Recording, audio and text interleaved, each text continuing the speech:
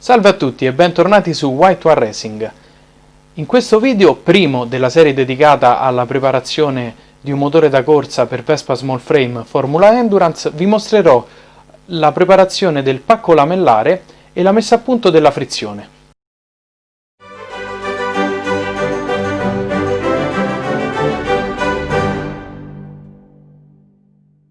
Prima di iniziare però devo specificare di che tipo di motore si tratta. Infatti nella Formula Endurance esistono due categorie, una categoria senza limiti e la categoria più bassa che prevede limiti di cilindrata a 135, carburatore diametro massimo 28 mm, aspirazione al carter. È proprio in questa categoria che viene inquadrato il motore che stiamo preparando. Per quanto riguarda il pacco lamellare ho scelto un collettore MRP che adotta pacchi lamellari RD350 che ho ritenuto essere abbastanza adeguati rispetto al carburatore da 28 VHST che andremo a utilizzare. E andiamo a guardarlo più da vicino questo collettore lamellare MRP, un oggetto tanto bello che è quasi un dispiacere doverlo montare nel motore, completamente ricavato dal pieno e che ospita la cuspide dell'RD 350. Come si può vedere, il potenziale per allargarlo e il margine che consente questo collettore è notevole. Purtroppo nel nostro caso il margine non sarà così ampio perché dovremo montarlo su un carter a due fori. Ed eccola qui la nostra cuspide. Ho già provveduto a pulire tutte le bave di fusione interne che c'erano in questa zona e ho smontato le lamelle originali e l'ho preparata per l'installazione delle nuove lamelle in carbonio e del guidaflussi. Originariamente questo pacco lamellare viene fornito con delle lamelle in vetro nite da mezzo millimetro, eccole qui, che non sono molto performanti e quindi ho provveduto a sostituirle prendendo un kit di lamelle in carbonio, sempre realizzate da MRP, unitamente a un guidaflussi da mettere internamente alla cuspide con diametro 30 mm, proprio come il nostro collettore. Ed è proprio del collettore che vorrei parlarvi, perché quello di serie, per essere montato su una Vespa da pista, è bene che sia accorciato. Questo l'ho fatto in casa tagliandolo a questa altezza e poi risaldando la parte finale del collettore stesso, che normalmente dovrebbe terminare all'interno del pozzetto del telaio, ad elettrodo. Il lavoro esternamente non è venuto particolarmente raffinato, tuttavia all'interno la lisciatura è perfetta e quindi il risultato sarà sicuramente garantito in termini fluidodinamici. Un'altra cosa che vorrei farvi vedere è la perfetta lavorazione tra il collettore, quindi il perfetto centraggio tra il collettore e il guidaflussi. Infatti, andandolo a montare, ci accorgiamo che non c'è per niente dente. Visto che la lastra di carbonio da cui sono state ricavate le lamelle presenta una leggera curvatura, ho provveduto a identificare l'esterno facendo questi cerchi col pennarello. In questo modo la chiusura sul lato verso il motore sarà sempre garantita proprio dalla curvatura del foglio di carbonio. Passiamo ora al montaggio. In questa fase io utilizzo un'accortezza, ovvero sia quella di mettere una goccia di frenafiletti medio nelle viti degli stopper.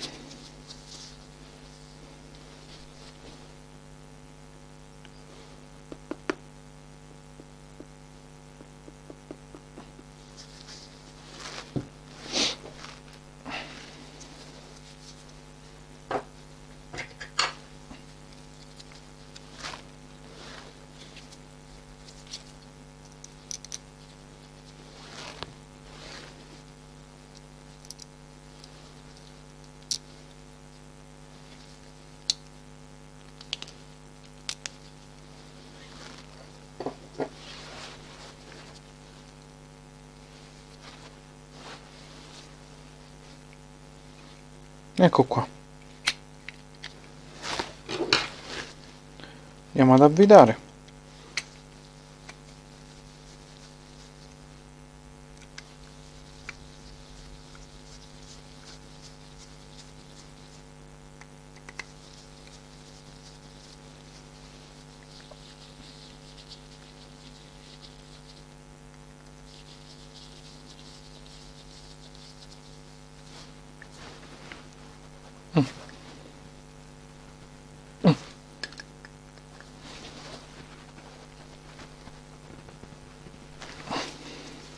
È sempre bene stringerle forti queste viti, perché non si sa mai che dovesse essere aspirata dal motore, potrebbe fare danni seri. Mettiamo altre 2 gocce,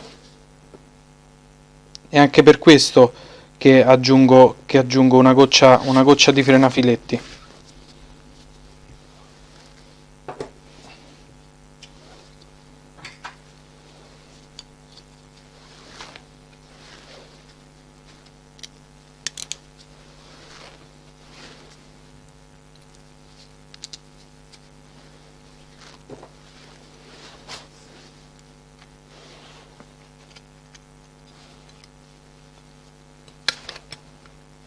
Ecco qua.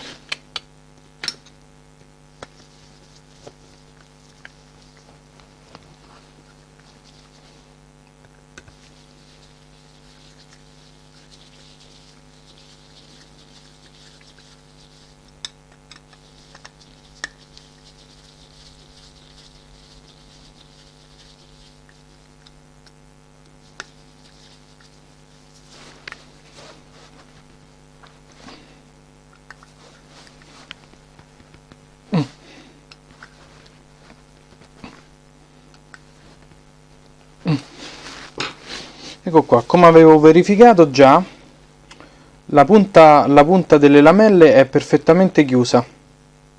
Completiamo la messa a punto allargando leggermente gli stop con un cacciavite rivestito. Mettiamo qui, poco mi raccomando, lo facciamo ruotare, 1,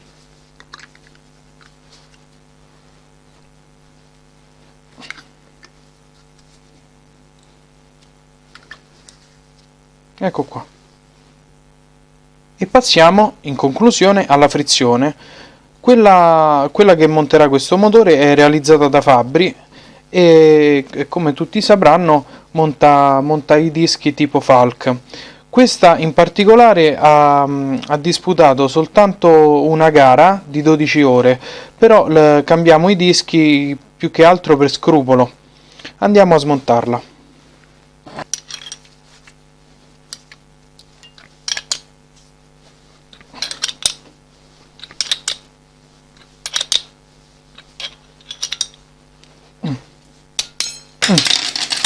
Ecco qua, è venuto via. Togliamo i vecchi dischi e montiamo i nuovi. Nel montaggio dobbiamo avere l'accortezza di montarli tutti nel giusto verso e soprattutto di oliarli durante il montaggio.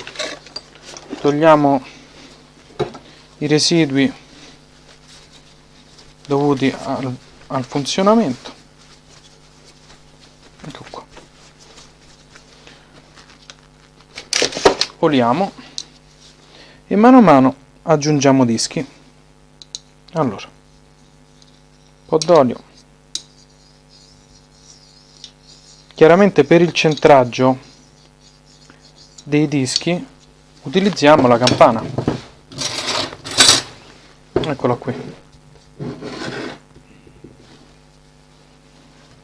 Quindi montiamo campana, prendiamo il primo disco che è questo, lo mettiamo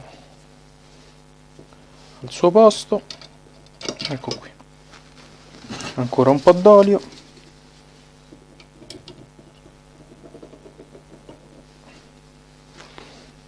eccolo qui, 1, mettiamo ancora olio,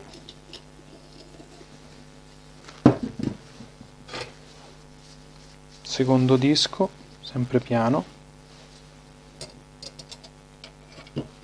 ancora olio,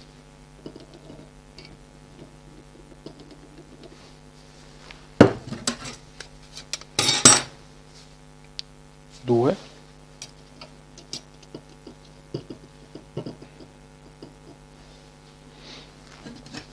ancora olio,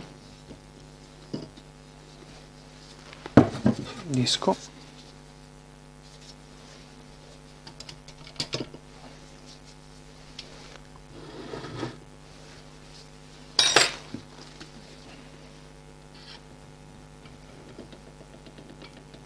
ancora olio e 3. Ecco qua.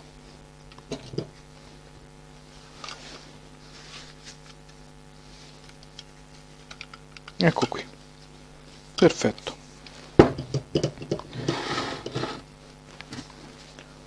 Ancora olio. Ecco qua.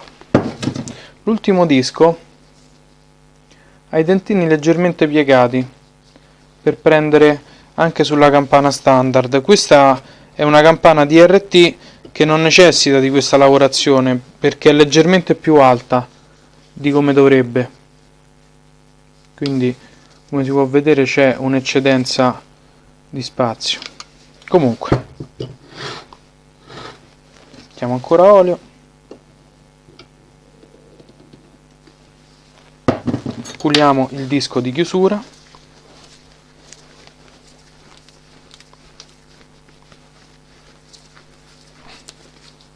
e lo montiamo.